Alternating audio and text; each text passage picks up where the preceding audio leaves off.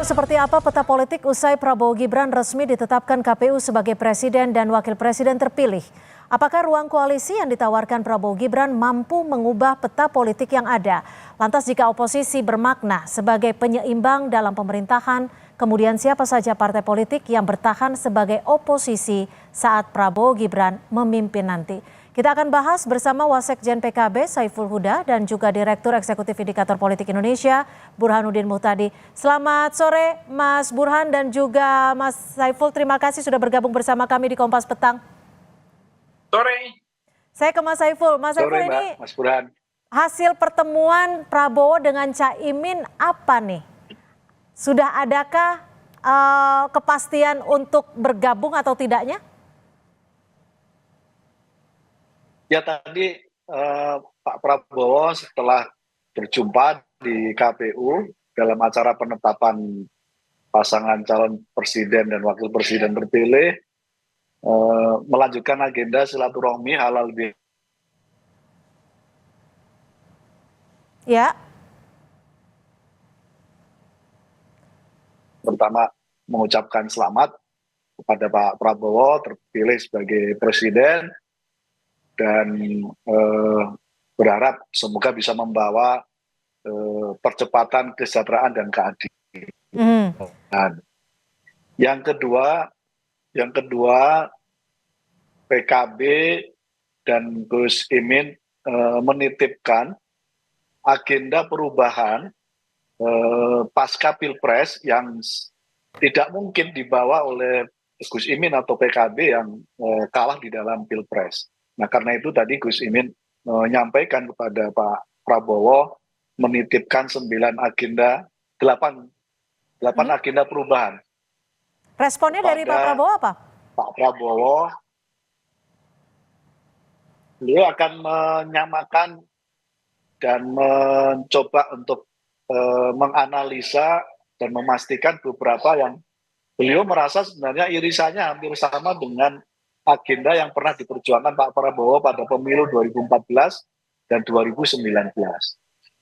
Jadi karena itu tadi disampaikan langsung dokumen agenda perubahan yang tentu nggak bisa kami laksanakan melalui jalur eksekutif. Nah yang ketiga, tadi kita berkomitmen dengan Gerindra untuk di parlemen kami akan kerjasama dalam konteks bagaimana supaya agenda perubahan ini bisa diwujudkan, terutama kerjasama dengan Partai Gerindra.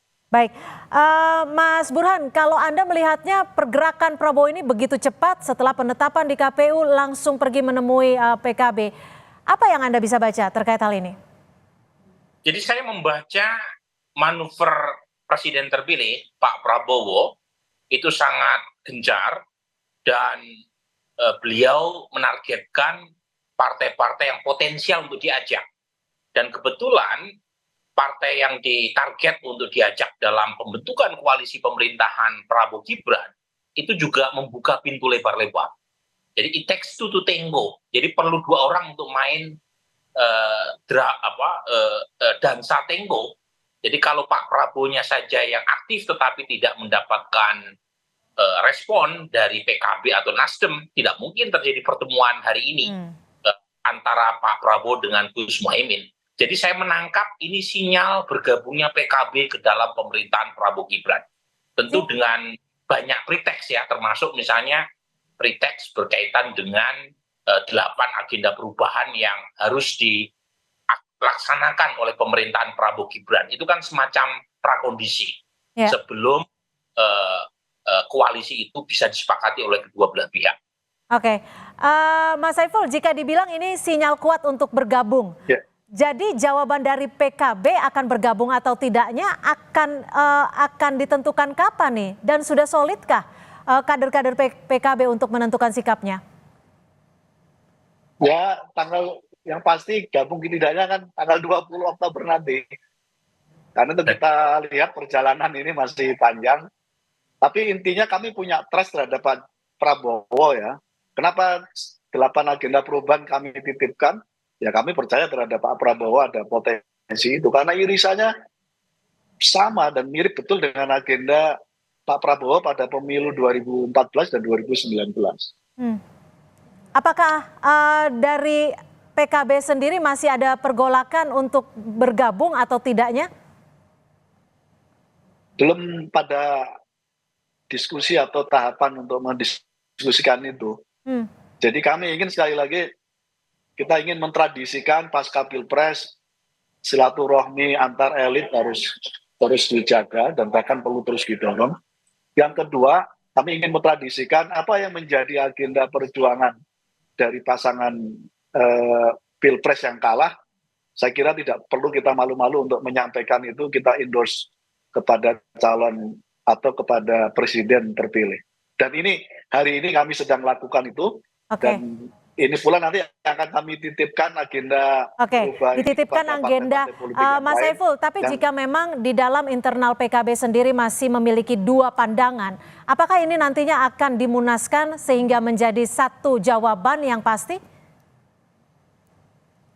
Ya pasti, karena secara kelembagaan PKB harus bersikap terhadap kepemerintahan baru, dan itu secara kelembagaan politik pasti nanti ada semacam mukernas yang akan digelar untuk memastikan PKB di luar atau di dalam koalisi pemerintahan Pak Prabowo. Oke, jadi sampai saat ini confirm memang belum ada sikapnya ya, meskipun sinyal-sinyalnya kuat ya, datang ke KPU dan setelah itu bertemu dengan Pak Prabowo usai penetapan. Ya kira-kira omongannya Mas Burhan tepat itu, kira-kira ini prakondisi sambil kita lihat 20 Oktober yang akan datang. Oke, Mas Burhan, perspektif Anda nih, jika oposisi hanya memiliki komposisi yang bisa dikatakan minimalis, akan seberapa kuat posisi dari oposisi ini sebagai faktor penyeimbang dalam pemerintahan menurut Anda? Ya, makanya saya menyarankan agar negara itu memperbesar insentif bagi partai oposisi. Jadi siapapun partai itu punya semacam dorongan untuk tetap komit sebagai oposisi. Nah, per hari ini insentif menjadi oposisi itu kurang, baik secara finansial, secara hukum, secara elektoral, itu relatif tidak begitu kuat ya insentif yang diberikan. Nah, karenanya perlu didorong supaya partai itu tidak mudah pindah ke lain hati. Tetapi juga jangan sampai pemerintahan terlalu lemah. Nah, per hari ini kekuatan Prabowo Gibran itu baru 48-49%, belum mencapai 50% berdasarkan 4 partai pendukung utamanya yang lolos parlemen. Artinya perlu titik keseimbangan antara pemerintahan yang kuat, tetapi oposisi juga harus didaya. Jadi jangan semua partai direkrut ke dalam pemerintahan, karena itu akan merugikan mekanisme checks and balance, dan juga akan merugikan mekanisme manajemen dan disiplin koalisi.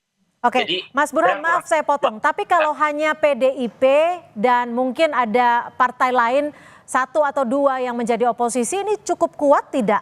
Apa yang bisa diperjuangkan ketika oposisinya ini adalah oposisi minimalis? Makanya ekspektasi saya itu ada 3 partai yang setia ya menjadi oposisi ya, selain PDI Perjuangan dan PKS, mungkin 1 lagi partai yang diharapkan mampu untuk mengawal dan mengkritisi pemerintah. Nah, siapa partai itu per hari ini saya belum temukan. Baru 2 partai yang tanda-tandanya menjadi oposisi masih terlihat, meskipun jangan-jangan bukan hanya 2, malah 1 gitu ya. Karena tadi godaan untuk masuk ke dalam kekuasaan kan besar. Jadi lagi-lagi ya perlu ikhtiar bersama, termasuk presiden terpilih juga jangan terlalu berambisi untuk mengajak semua kekuatan ke dalam. Jangan lupa, Cynthia, dalam konteks pembentukan kabinet itu tidak hanya dari kalangan partai loh, tapi juga ada representasi TNI, representasi polisi, representasi oligarki, termasuk juga mungkin Presiden Jokowi punya beberapa nama yang direkomendasikan. Jadi kalau semua diakomodasi, saya khawatir ada revisi Undang-Undang Kementerian Negara yang sekarang maksimum 30 pos kementerian dan ditambah. Dan itu akan memperburuk mekanisme penyelenggaraan negara, kan terlalu besar. postur kabinet yang dibentuk. Baik, terima kasih atas perspektif Anda Mas Burhanuddin Muhtadi dan juga Mas Saiful Huda, Wasekjen dari PKB sudah bergabung bersama kami di Kompas Petang. Selamat sore. Selamat sore. Saudara, informasi lainnya di Kompas Petang akan kami hadirkan selepas jeda. Di antaranya PSSI pastikan Nathan Chuaon perkuat timnas saat laga